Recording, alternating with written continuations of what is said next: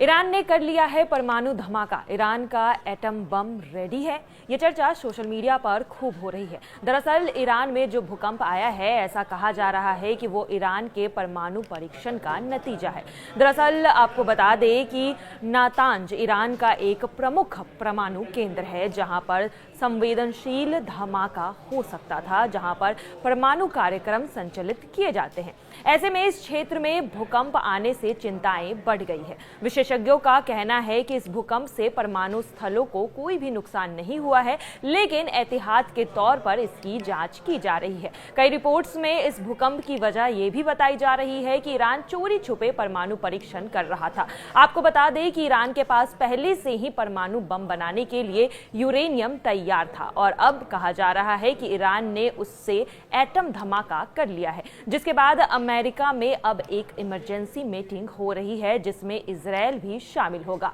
कुछ रिपोर्ट्स में यह भी माना जा रहा है कि ईरान ने सफलतापूर्वक अपना पहला परमाणु परीक्षण पूरा कर लिया है और इसी वजह से ईरान में भूकंप के झटके भी महसूस हो रहे हैं। अगर ऐसा है तो फिर आने वाले समय में इसका क्या परिणाम होगा, साथ ही इजरायल और अमेरिका अब क्या करेंगे, इस पर विस्तार से चर्चा करने के लिए हमारे सहयोगी मयंक और नीलू के पास चलते हैं। कल जिस तरह से एक भूकंप की बात ईरान में सामने आई, उसके बाद कहा यह जा रहा है सोशल मीडिया में और बाकी इंटरनेशनल मीडिया में कि हो सकता है कि ईरान ने परमाणु परीक्षण कर लिया। अब ऐसे में कई सवाल उठ रहे हैं कि एक तरफ तो अमेरिका और इजरायल ये कह रहा है कि उसके परमाणु कार्यक्रम को रोका जाए, तुरंत रोका जाए, और दूसरी तरफ इस तरह की बातें सामने आ रही है। ये क्या बातें हैं, किस तरह से अमेरिका और इजरायल के लिए चिंता का सबब बने हुए हैं, बातचीत करने के लिए मयंक मेरे साथ जुड़ गए हैं। मयंक, कहा यह जा रहा है कि जो खिमनई है या फिर जो ईरान है वो कोई बड़ा हमला कर सकता है आने वाले दिनों में इजरायल में, या फिर अमेरिका के लिए वो सिरदर्द बन सकता है। और कल एक खबर ने तो सबके कान खड़े कर दिए। ये एक बड़ा सवाल है, क्या ये जंग जो है वो अब ईरान वर्सेस अमेरिका और इजरायल होने जा रही है? खामेनी की बात पर ये बात कह रहे हैं। बिल्कुल, देखिए खामेनी का कल एक बयान सामने आया है जिसमें खामेनी ने कहा है कि अमेरिका ने अगर कोई हिमाकत की तो उसे जोरदार जवाब दिया जाएगा। वो न सिर्फ अमेरिका के लिए कह रहे हैं बल्कि इजरायल के लिए भी कह रहे हैं। उनका कहना है कि हमने कभी भी आज तक कभी किसी पे पहले हमला नहीं किया, लेकिन अगर कोई हम पर हमला करता है तो उसको झन्नाटेदार तमाशा जड़ दिया जाएगा। तो खामेनेई ने एक प्रकार से ये बात साफ कर दी है कि अगर किसी भी तरह का स्ट्राइक अमेरिका की तरफ से होता है या इजरायल की तरफ से होता है तो उसका माकूल जवाब दिया जाएगा। बात नंबर 1। बात नंबर 2, ऐसी खबरें हैं इंटरनेशनल मीडिया में कि ईरान को इस बात का अंदेशा हो गया है कि अगला हमला जो है वो ईरान के ऊपर हो सकता है और अमेरिका और इजरायल दोनों मिलकर ये हमला कर सकते हैं। क्योंकि अगर ईरान, इसकी कई वजह है, देखिए इसकी 3-4 वजह है। पहली वजह तो इसकी ये है कि ट्रंप ने, ऐसा बताया जा रहा है कि 2 महीने का टाइम दिया है ईरान को न्यूक्लियर डील के लिए।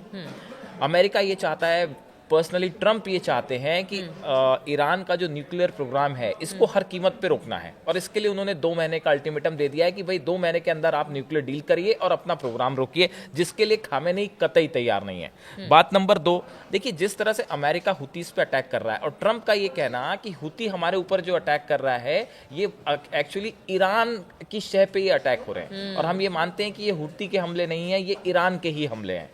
तो हाँ, ऐसा अमेरिका का कहना है। तो इसके अलावा जो है, जो चीन की वो कंपनियां हैं जो ईरान के साथ ऑयल कंपनीज हैं जो डील कर रही थी, इनके ऊपर बैन लगाना शुरू कर दिया है अमेरिका ने। अच्छा। तो ये जो 4-5 स्टेप्स ट्रंप ने उठाए हैं, इनको देखते हुए ये लगता है कि हो सकता है अमेरिका जो है कहीं उसके निशाने पे ईरान तो नहीं, कहीं अगला टारगेट ईरान तो नहीं, इसकी तैयारी ईरान ने शुरू कर दी। अब हम जिस चीज का ब्लूप्रिंट कह रही थी, अगर हम इसकी विस्तार से बात करें तो देखिए सबसे पहली बात तो खामेनेई ने IRGC के 10 कमांडर्स को एक बहुत बड़े प्लान में लगा रखा है कि अगर इजरायल की तरफ से या अमेरिका की तरफ से मिसाइल्स फायर होती हैं तो कैसे जवाब देना है।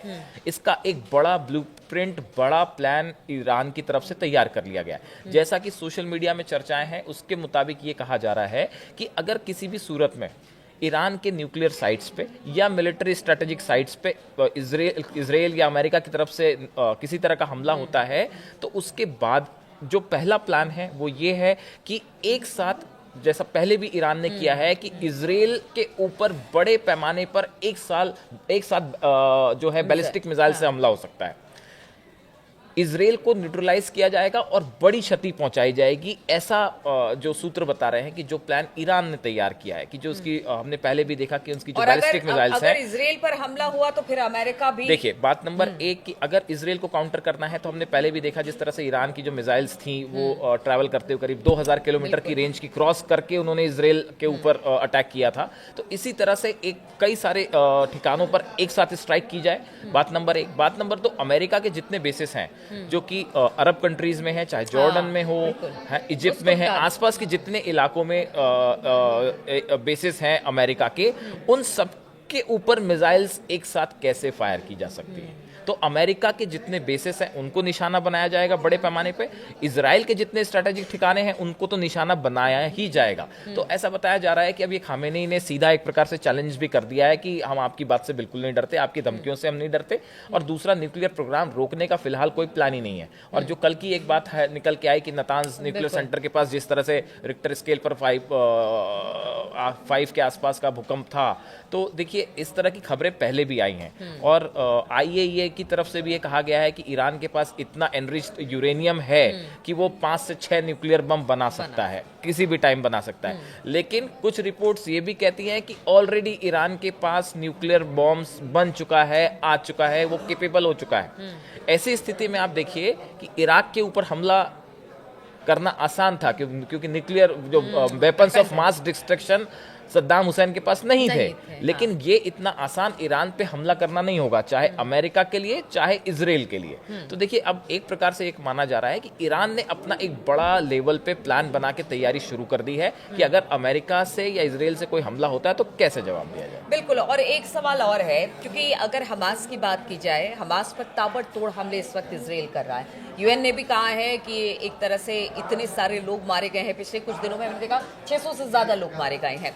ऐसे में हमास की कमर तो तोड़ी है इजराइल ने, लेकिन दूसरी तरफ हूती चुनौती है। और अब अगर ईरान की बात भी सामने आती है तो एक चुनौती खत्म होती नहीं कि दूसरी चुनौती नेतन्याहू के सामने, और यहाँ तो अब इंटरनल भी प्रोटेस्ट हो रहे हैं। देखिए अब लगातार उनके जो भी डिसीजंस है उस पर भी प्रोटेस्ट शुरू हो गए। देखिए बिल्कुल ठीक कहा आपने, पिछले 3 दिनों के अंदर तेल अवीव में नेतन्याहू के खिलाफ जबरदस्त प्रोटेस्ट हुआ। लाखों लोग जो हैं वो सड़कों पे थे और सबकी डिमांड ये थी कि गजा पे जो आप स्ट्राइक कर रहे हैं इसको फौरन रोक दीजिए। तो एक प्रकार से नेतन्याहू के खिलाफ एक बहुत बड़ा आक्रोश, असंतोष इजराइल के अंदर ही पनप रहा है। दूसरी जो बात आपने हुतीज की हुतीज ने तो पहले से ही डिक्लेयर कर रखा है कि भाई आप जो हमला कर रहे हैं इसका जवाब दिया जाएगा, और 3 अटैक वो हाइपरसोनिक मिसाइल से कर भी चुके हैं। तो ऐसी स्थिति में देखिए हुतीज एक बड़ा पावरफुल ऑर्गेनाइजेशन है जिसके पास कहा जाता है कि करीब 1000 तो हाइपरसोनिक मिसाइल ही हैं जो कि रूस और ईरान की तरफ से दी गई हैं। तो देखिए ये बड़ी चुनौती तो है ही, क्योंकि अगर हुतीज अटैक करते हैं तो उसको रोकना इजराइल के लिए आसान नहीं होगा जो स्ट्राइक्स मिसाइल से होती हैं। तो देखिए कई फ्रंट पे नेतन्याहू जो है वो इस समय स्ट्रगल भी कर रहे हैं, लेकिन उनका गजा प्लान जो है जिस तरह से वो आगे चल रहा है, तो अब देखते हैं क्या होता है। बिल्कुल। तो नेतन्याहू का गजा प्लान तो आगे बढ़ा है, लगातार गजा में तबाही इजराइल के जो सेना है वो मचा रही है, लेकिन दूसरी तरफ ईरान और हुती भी मुस्तैदी के साथ इसका जवाब दे रहे हैं। अब आगे ये युद्ध किस तरह से बढ़ता है, किस तरह से एक दूसरे पर वार पलटवार होते हैं, कितनी बड़ी यहाँ पर अटैक होते हैं, ये देखने वाली बात होगी। इस खबर पर लगातार हमारी नजर बनी रहेगी। आप बने रहिए हमारे साथ।